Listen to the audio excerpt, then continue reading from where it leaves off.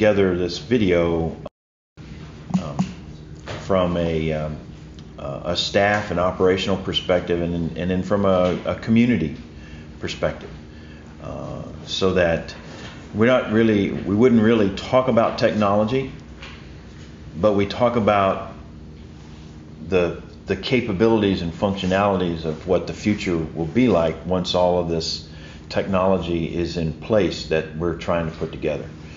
But it is conceptually the initial, it's the vision video, but there will be multiple chapters of videos as we kind of go down the road, so that if someone really wanted to know about our let's say our administrative information system, there'll be a series of chapters about all aspects of that whole initiative and its functionality and what it brings to the table. Our classrooms, when we talk about smart classrooms, one of the things that's going to be very important is that faculty actually know how to use the technology that's in this classroom, and so they need training. I mean, heck, if I was to teach a class in one of these classrooms myself, I would want to know, where do I go to learn how to use the tools, and we want to web enable that. We want them to adjuncts to be able to just click on the video, and in 5 to 8 minutes they have an overview of how this thing is supposed to work. And frankly, if it takes more than 5 to 8 minutes of video to explain how to use certain technology in a classroom, then we have an issue with the technology, because it's a little too complex. Frankly, it needs to be, less than 5 minutes. You ought to be able to get a handle on how to leverage that technology. So anyway, that's kind of the concept of where we're going. We have, I guess, part of my concern, just to kind of call this thing to order, I see the same faces pretty much all the time.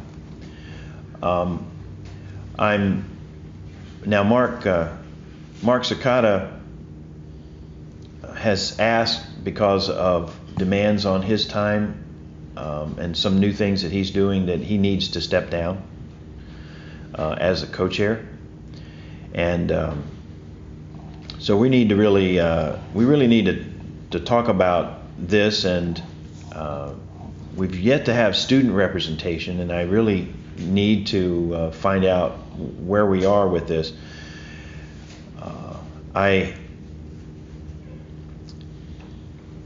We haven't done do you report, Dan, in anything that's happening with respect to technology at Academic Senate or other venues? Yes, but in an unofficial capacity. I see. Kind of relate to people in meetings with things I've heard you. Okay. Well, we probably have less than, and I've not seen in any of our meetings where we've had less than or more than half the folks that are supposed to come, and we've made numerous attempts to try to get folks together on this. I tend to wonder sometimes the value of these when we have some other venues too that we're really trying to develop. I suppose I need to chat with Bob Miller and the College Council, since this is a subcommittee of the College Council, and to figure out how the Learning Technology Advisory Committee, we did have this room full at that meeting, a lot of faculty representation. Of course, that is mostly all faculty, with I guess there's a total of 30 members in that group.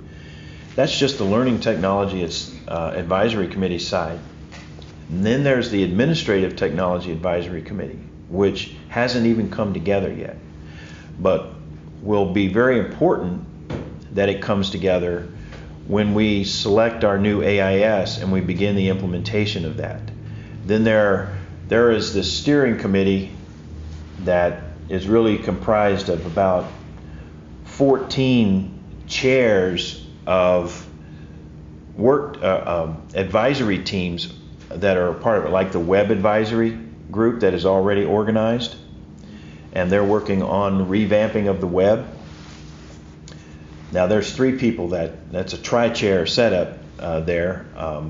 Brock and Juan and Cynthia are the tri-chairs of that group, and they're really looking at how do we redesign our website.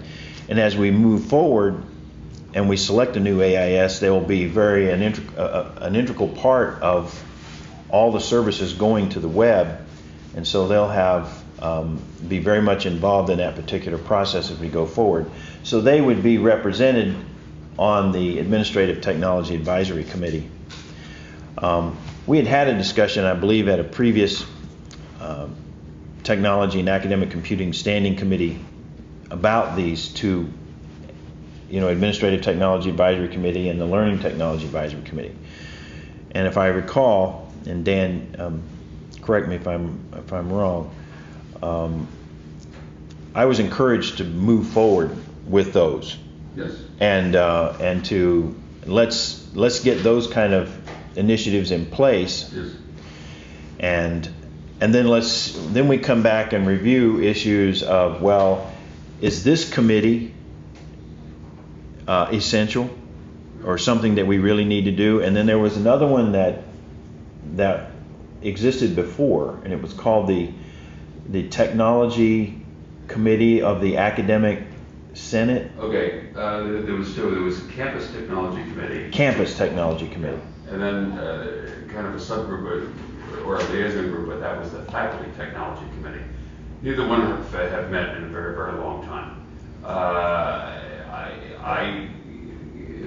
My position is, what I really want to see is faculty having a voice at the table. And if you're telling me that 30 faculty members showed up, all 30 did not show up, okay. But there are a total group, I think, of 24 faculty, and then there's the dean of the library, distance education.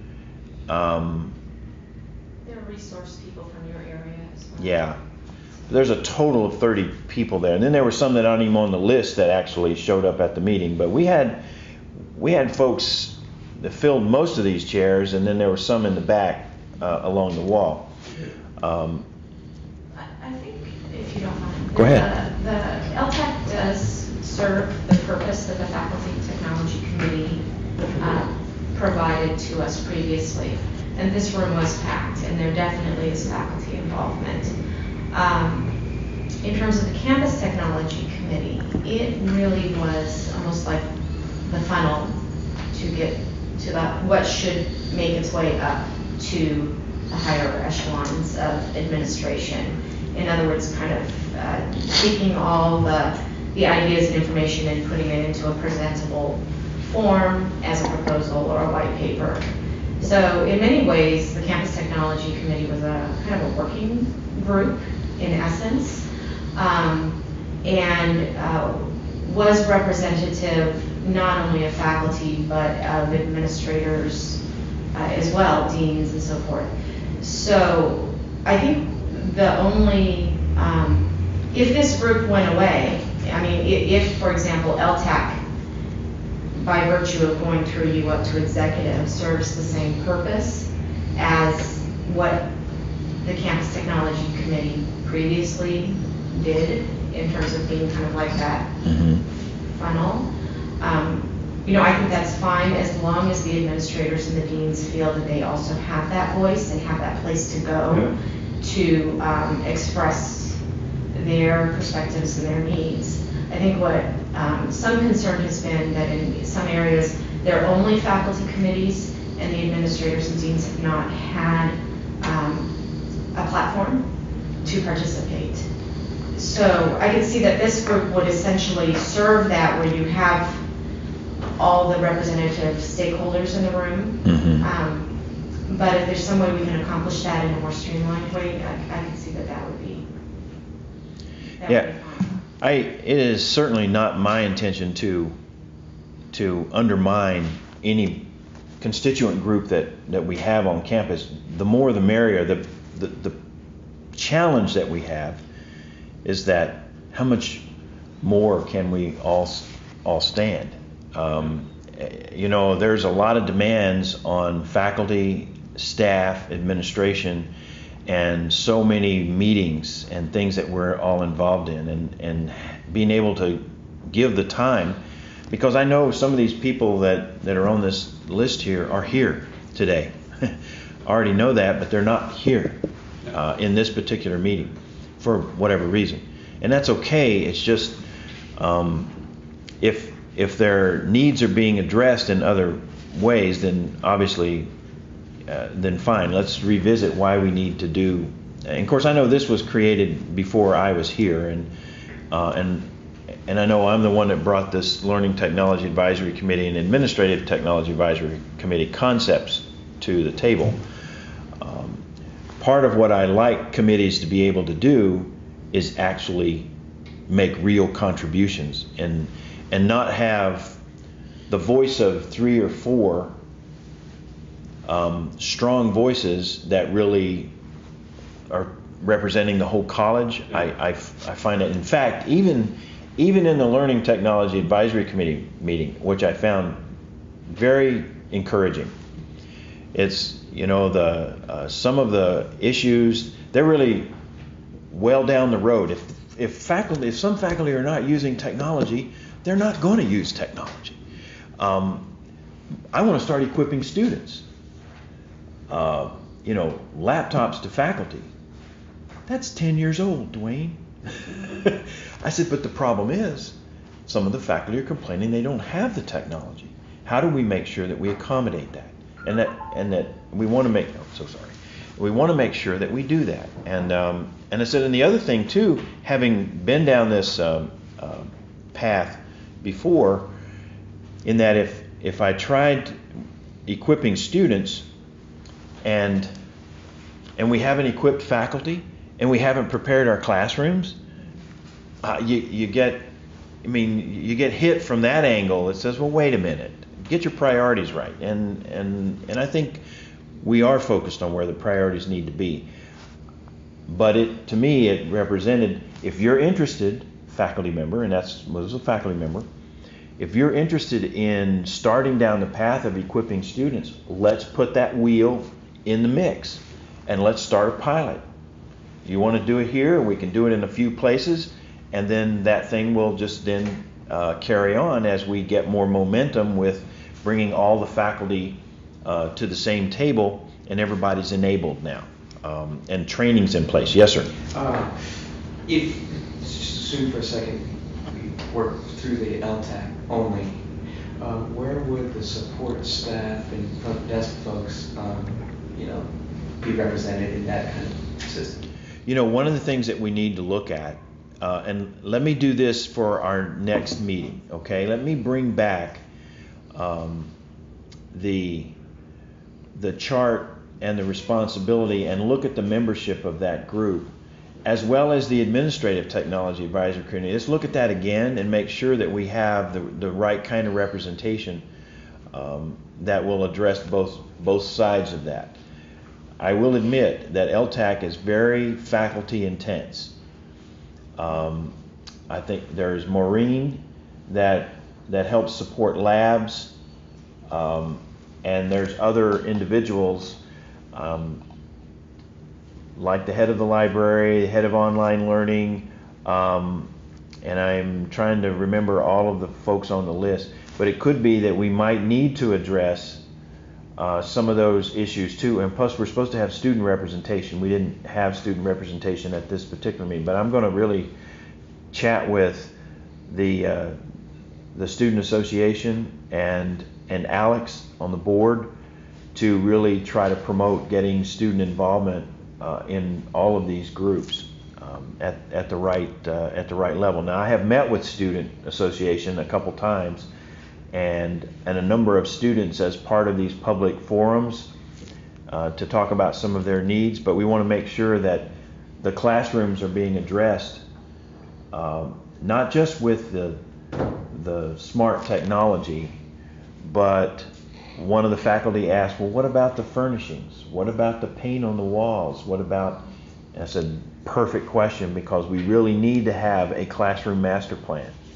It's not just about the technology, but it's about the other technology, like furniture that can be reconfigured to meet a certain teaching pedagogical strategy, that it can be temporarily moved and yet still have smart technology that will enable it. So we need to look at those issues as we move forward. But we'll do that at the next one, because I think that's a good question. Any other thoughts? So would you say that the agenda item for next time is to assess the other two committees For appropriate membership? and to determine if this committee would continue as an entity? I would like to visit that issue. What are your thoughts, Dan? Sounds good to me. I kind of agree with you that we need some kind of participation, and this committee just doesn't seem like it's much involvement here. Maybe, since we have a little bit of energy in the LTAC, let's see what grows out of there. And if they say, okay, we're coming up with all these ideas, these issues, where does it go from here? I don't know, maybe they could report directly to the college council. Well, and that was going to be my point is so let's think about how do we bring these issues, how do we tie LTAC and ATAC initiatives into the college council process. Not that we're necessarily seeking approval of the college council as much of an information item, because the Learning Technology Advisory Committee is recommendatory to the Vice President for ITS and the Vice President for Instruction. Okay. So both of those VPs have the input from LTAC, and they take it to Executive Committee, or whatever we call it, Senior Leadership Team in the future. The Administrative Technology Advisory Committee makes recommendations to me. I bring those to the executive or the senior leadership team. The question becomes, and this is something that we could recommend as a subcommittee of the College Council, is how do we tie that to informing the College Council? You know, part of already, as I think about this, we're asked as VPs to provide updates to the College Council.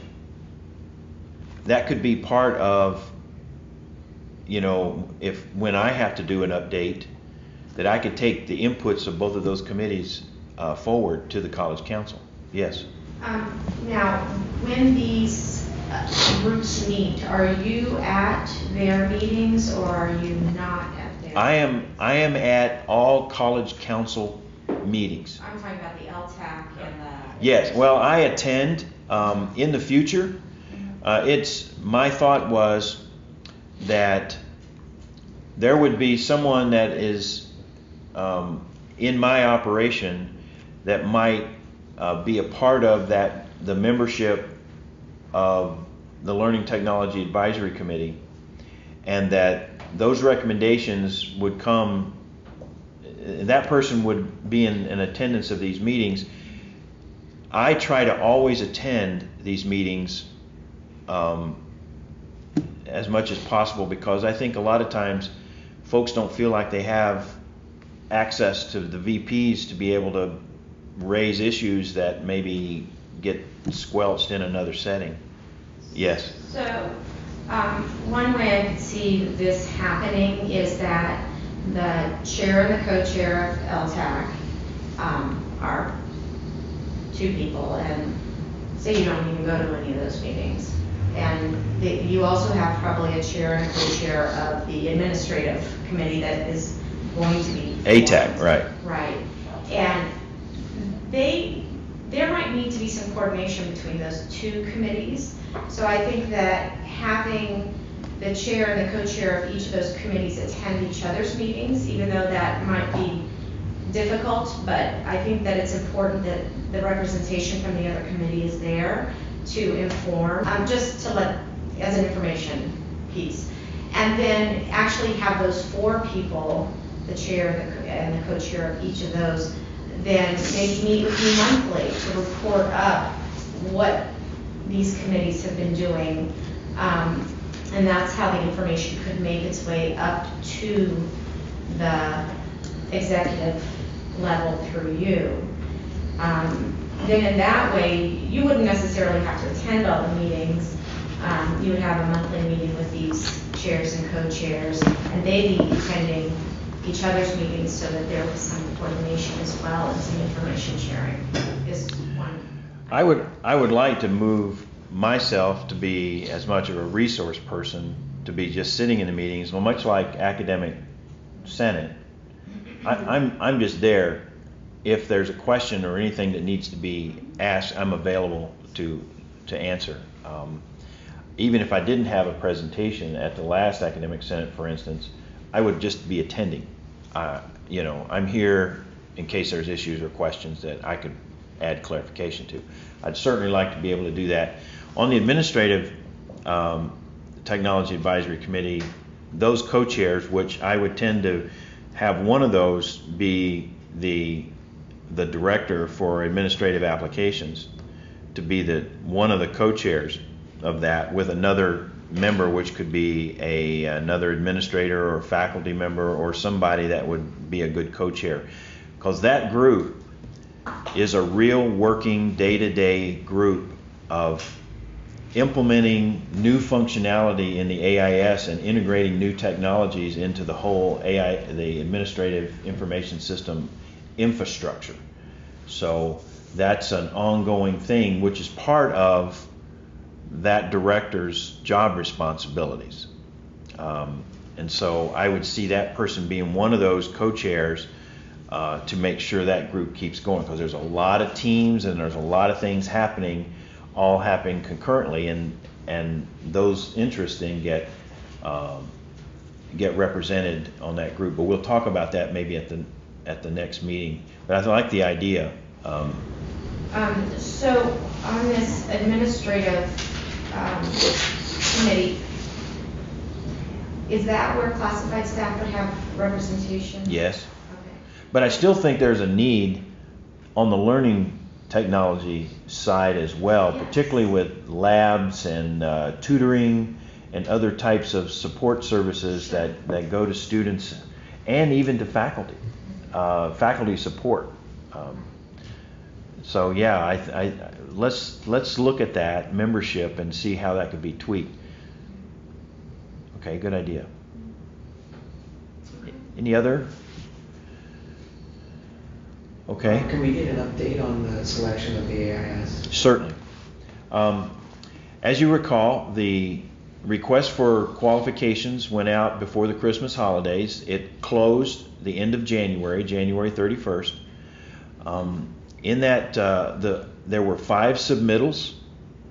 The steering committee, which is primarily made up of the vice presidents, we went through all of these proposals, and Dale's also on the steering committee as well. We went through those proposals and we selected 3. You should have on a button now on the web that the schedule for these 3 vendors, the weeks of March 26th, campus management with Workday will be coming on campus to demonstrate for that entire week the functionality that we've requested all of these vendors to demonstrate. By the way, the first kickoff meeting is a general open session. Anybody can attend. Actually, anybody can attend any of the sessions, but after that general open session, they will begin then with what's happening in admissions, the functionality in admissions, and so on. And so those who are interested in that aspect can certainly come. We have seating for approximately 50 people. It's over in GW. What's that called? GM building. The GM building, excuse me. And again, that is on the website. Just go to that. 106. 106. Those meetings will be in that same location. Each of those entire weeks with each vendor. And campus management is the week of March 26th. Oracle will be presenting the PeopleSoft product suite the week of April 9th. Again, same location. Again, starting off on Monday with a general open session overview, and then they'll go through each of the functionality requirements. And the third will be DataTel, who I think they're now calling themselves, with DataTel and SunGard Higher Education merging as companies. They're now called Sophia. I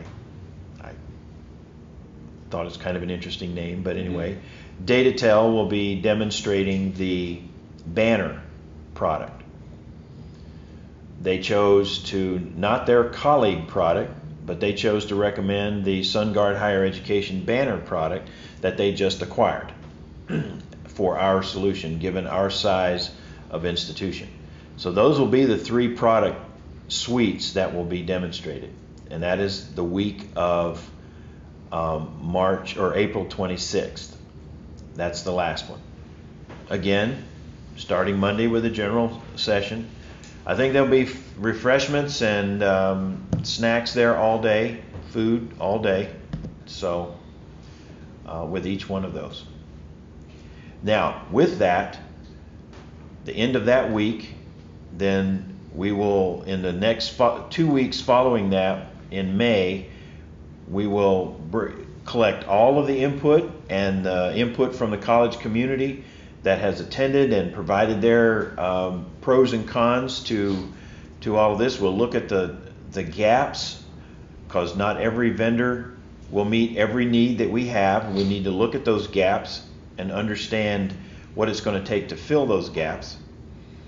And we will also take a look at their pricing and their pricing model that they have proposed. We've asked them to provide a 24-month, an 18-month, and a 12-month implementation. Obviously requires different levels of resources, and so the cost will be different associated with that. And then we will look at that, and hopefully then we feel pretty comfortable that by the end of May we will finalize a decision in terms of where we go. We will spend June further negotiating that pricing and packaging and delivery models, so to where we can actually make a recommendation for the next board meeting. We may, right now, I don't know whether we're going to have a July board meeting. We may have a special meeting just to make the selection, because I hate to wait another 30 days before then proceeding. We may have to call a meeting, or if possible, we can get it done by June. I doubt very seriously we can do that, but we're going to try. Else, the worst case scenario is that we have permission to move forward, and then it maybe comes to the next board meeting, or that there's a special board meeting called. Again, these are all possibilities. I haven't worked any of that out yet. But that's kind of the overview, and we will immediately begin implementation. And there will be, and we will have a large, open, probably Krevling type of meeting where everyone's invited. Here's how this thing is going to work. And we're going to lay out the entire implementation strategy, and the roles and the committees and all the work teams that are going to be involved in this as we move forward. That'll be a big day, and the work will begin, and a lot of it very fast. So, does that help? Yes. Sounds to me like you're looking at an August selection date, with this meeting happening at the end of August, early September, right before school starts. Well, I think we're going to have a kickoff meeting, because most of the work initially really begins with a lot of, that doesn't really include a lot of faculty. right up front, though certainly everyone, it'll all be videotaped. So we'll certainly make it available, the whole orientation and general session available via the web. But I think we're going to do it again when the faculty come back as part of the fall semester startup. So I'm hoping that we'll beat that schedule that you just mentioned. That's my desire, obviously. The Classified Senate is holding a staff development. Well, they do it every year. This year it's on June 24th. And I was hoping anyway to do a workshop on the technology that's being rolled out here. But it sounds like that's not going to be possible, at least on the AIS side. So are there any other recommendations from you or this group generally on what you would like the staff to know about? This is in June? June 24th. One of the things that we're currently working on right now, and I'll get to your question, Dan, in just a second. One of the things we're working on is what I would call a high-level technology master plan. I'm hoping that by May we will have most of those pieces put together. So I think we could still accommodate a meeting like that in June to actually talk about that, because I would want to then come back to Academic Senate, to the College Council, to various different venues, and talk about this big picture of what's happening when and how, and our strategies for how we're going to do that. Okay, Dan? Yeah, part of the presentation is part of the presentation going to be pricing. In other words, when they come, are they going to say, well, it's going to cost this much money? Well, they won't be talking about pricing in the presentation. That's a separate, because they've not been selected yet.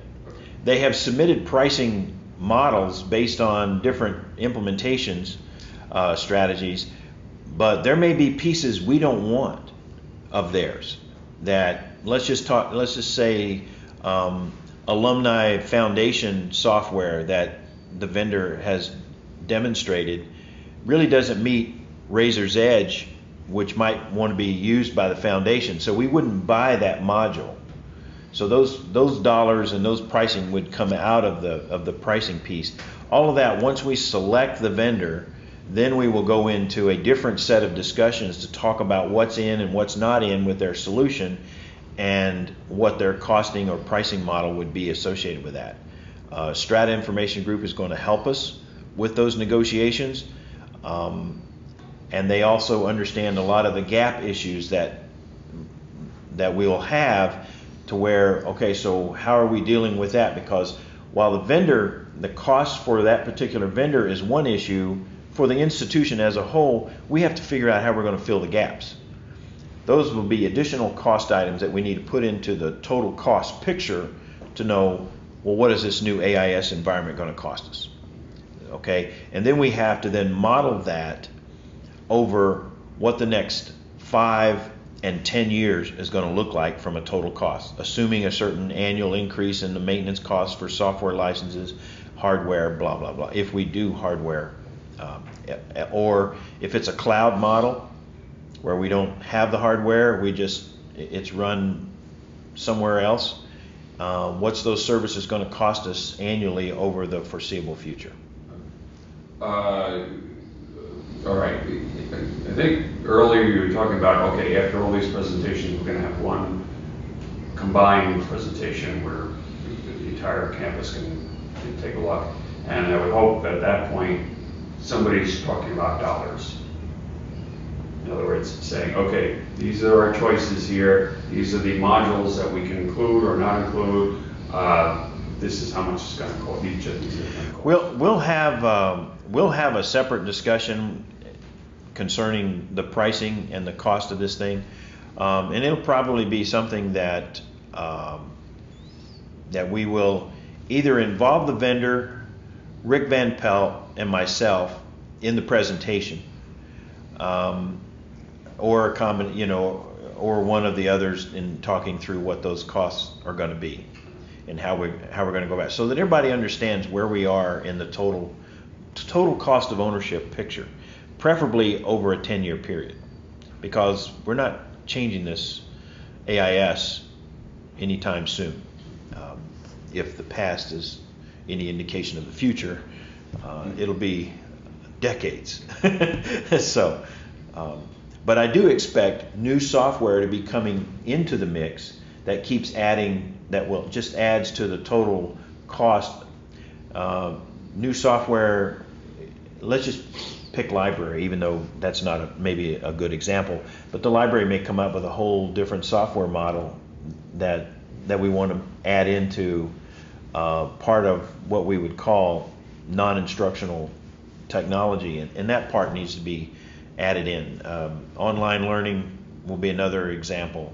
Yeah, we would do it with library. One of the things we've never been able to do is tie directly into, say, the bank, so that we can deal with fines and fees effectively. Right. So, having those capabilities will certainly be fantastic, because And all three vendors we know already do that, and provide that integration. But as those things change, we want to be able to have systems that can adapt and work with each. Exactly.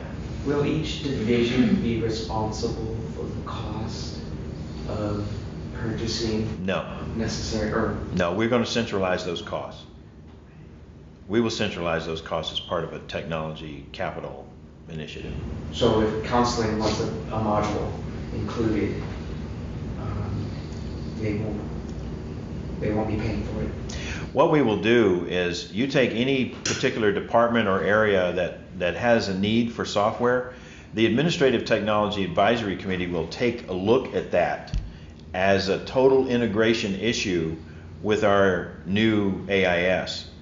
And while the cost of the software is part of the issue of the cost, there may be additional hardware requirements. There may be programming interface issues that have to be addressed, and so all of those costs are looked at before a final decision that says we recommend we do this or not do that. Well, and also part of that is work effort on the part of the staff. For instance, at a previous institution, a particular vice president wanted to implement an online catalog. Well, the online catalog they were looking to implement would cause double work, double entry for another operation of the college. While it may eliminate or reduce their work, it doubled up their other. And the issue was, is that an acceptable cost for us as an institution to do, or must we write software to eliminate that double entry requirements?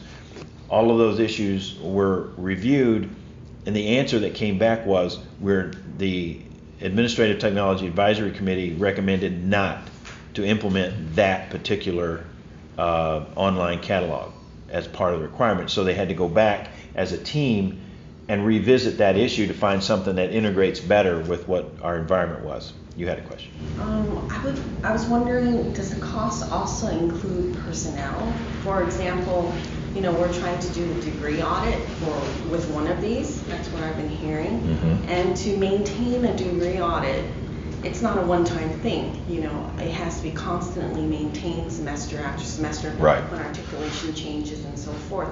But to have a programmer do it, it's not in the view of an evaluator or a counselor, because Exactly. they don't share our expertise. But then to pull out one of our own in our department when we're already short-staffed, it's very difficult to do that. And so I'm wondering, would the technology also be paying for, the supplement of having to pull someone out to deal with those types of things? You see, that's part of your process. When I talked about, say, the new online catalog, that's part of your cost issues. Do you have staff requirements that are going to be new how are you going to deal with that? Part of what we're hoping happens here is that, given our current processes and the way we do things and how we're staffed on an institutional level, when we implement this new AIS, we're hoping that there will be economies generated here with respect to our processes and the staffing that's associated with that process, so that where they may not have to do that anymore and their workload in this particular area goes down, for instance, maintaining some aspect of that database. But I do expect that there will be areas that will be totally new. We've not done any of this ever, and that we have to look at that from a staffing perspective. And I think that's will be part of our challenge as we go forward is, okay, so how are we going to address that staffing need in that particular area? And we already have some of those discussions even now on an institutional level, certainly at the executive committee level, looking at those needs across the institution. So we'll have to look at that, but the cost that the vendor proposes will not include those types of costs. It just assumes that we as an institution, but we have to look at that, and we have to look at the training costs too. Not only the initial training, but the ongoing training that will need to be delivered as we move forward. And we want to video as much of that as we possibly can, so that it then becomes something that can just go back to the video, and if there's somebody new in the department, we want you to go through these 5 videos on how our module works. And in time they can be up to speed, in that functionality. But there will be some staffing needs. There's no question about it. The question is where, and depending on how economies that get generated in our process improvement efforts, hopefully will translate into people moving from this job function to maybe a slightly modified job function. Other questions? That's a good question, and I appreciate you asking that. Other questions? Will departments or divisions, I don't really know how the college is divided, how will they be represented on the administrative tech committee when it's making choices about which modules to select and which ones to not select? Well, part of the feedback that we're going to get during this functionality demonstrations, there will be feedback throughout that entire process. And those who are interested in that type of functionality will be able to compare all 3 vendors, and that input will be fed into, here's the feedback we got on all of this area. Oh, and look at these low scores in this. Was this satisfactory functionality or was it not? And it starts telling us that maybe if we chose this vendor, we're going to have to come up with a solution for that. And that's part of what Strata Information Group helps us to analyze that feedback and say, here are some of the issues, and here are some alternatives on how you're going to be able to address that deficiency, because nobody seemed to like the way that worked, or a majority of the folks. And again, this entire process is open to the public, and anybody can come in and listen and watch how things are demonstrated. And I think that's going to be an important part of our process. Did I answer your question? Well, I think maybe I meant down the road, when we're looking to add modules to do certain things. Oh, okay. Okay, well, thank you. Sorry, here's the way I see that process working. Institutionally, we will have an institutional planning process. Right now, we're on the front end of that, but I'm certainly, with respect to College Council and all of the governance process that we have in place, there will be a planning and budgeting process that will be very integrated. Each year, as we update the technology master plan, those types of requests come into the planning process. That's where the Administrative Technology Advisory Committee and the Learning Technology Advisory Committee can actually have input into those issues to say, we recommend these kinds of initiatives. In fact, LTAC, I'm going to be ask the entire academic community to bring all of your technology needs to the table, not just computers but SimMan and software that might be unique to certain areas. Bring all of those to the table so that it becomes part of the annual planning process. Then we have to go through that and link the budgets to what gets funded and what doesn't get funded. The analysis that the Administrative Technology Advisory Committee might add to, or any of these committees might add to that process, it says we recommend we highly recommend, or we don't recommend. Those types of input really feed into what ultimately gets funded. And part of the process too is those recommendations come to me and they come to the Vice President for Instruction, and that we look at those as a whole, and sometimes that may require us to go back out and have consultation with the college community on certain issues, depending on what that is, to say, could we take a different tack with this, or might this recommendation make sure we're clear about what this recommendation would ultimately do, and then we would look at making the final budget decisions. However that budget decision process is going to work. I know it's going to involve BRAC and our other governance processes, so those things would come to the table like that. How that's going to happen, I honestly cannot tell you right now, because we're still, I think, conceptualizing how this process is going to work and how it ties in our governance model. But that's a good question too, and timely. Yes? So one of the things that I really think is very important that's being addressed here is the silos and the duplication of a lot of resources in various places without any knowledge that other areas are utilizing the same type of thing or the same thing, and to try to use our resources more effectively and do things in a broad scope.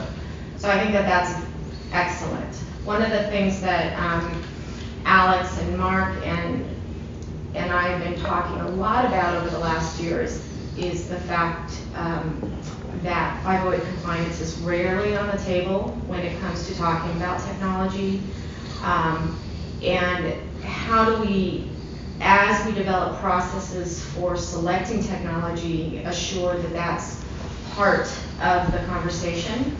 Because what we have learned is that many vendors, while they have a VPAT, because it's voluntary and they write it themselves, it may not mean a whole lot in terms of actual use by staff or by students.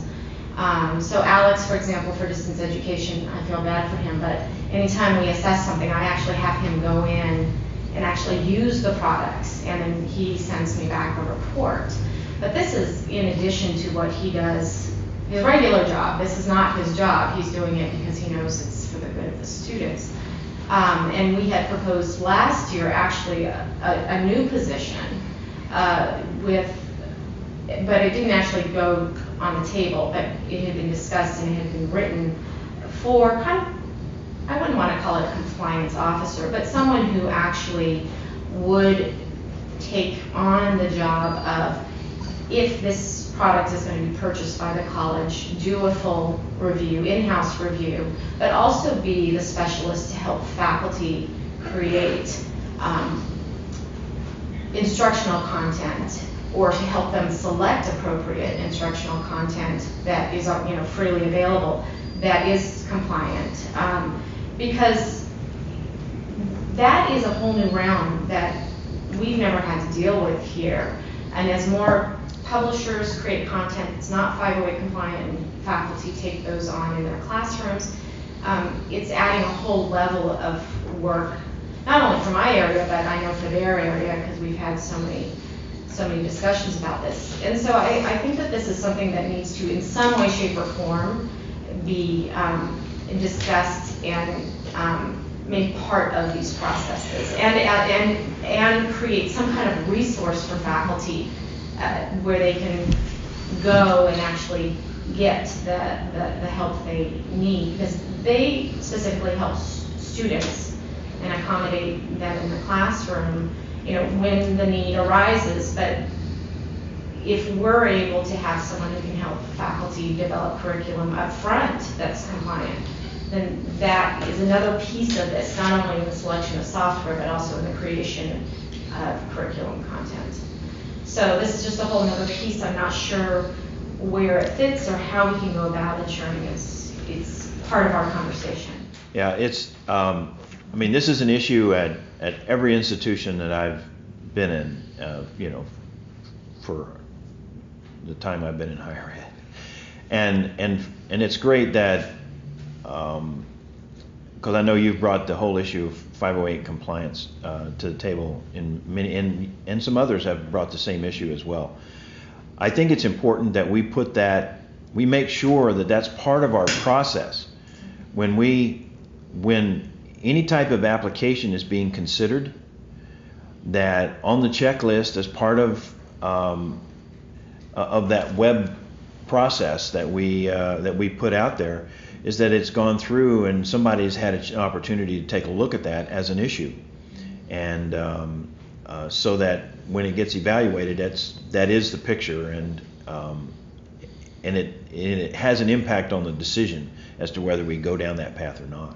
So it's a good point, and we'll make sure that it is part of that process. Are we having our next meeting in May? It Because I know you're debating if this is So, yeah, I mean, I do think that we need to come back in May, since we are off on the week of April the 19th. But let's come back in May and we'll have a very focused discussion on how we want to move forward. When's the end of the semester? 22nd or something. 22nd? No, it's actually June 15, or June 16, it's Saturday. Okay, so it is May 17th meeting is the last time we'll, have some of our faculty, if we have issues that we need to really address with respect to that. But let's focus on that in making some type of a recommendation in terms of this committee, and how maybe LTAC and ATAC, maybe supersede or something like that. Let's structure that in such a way. Okay? Thank you. Thank you.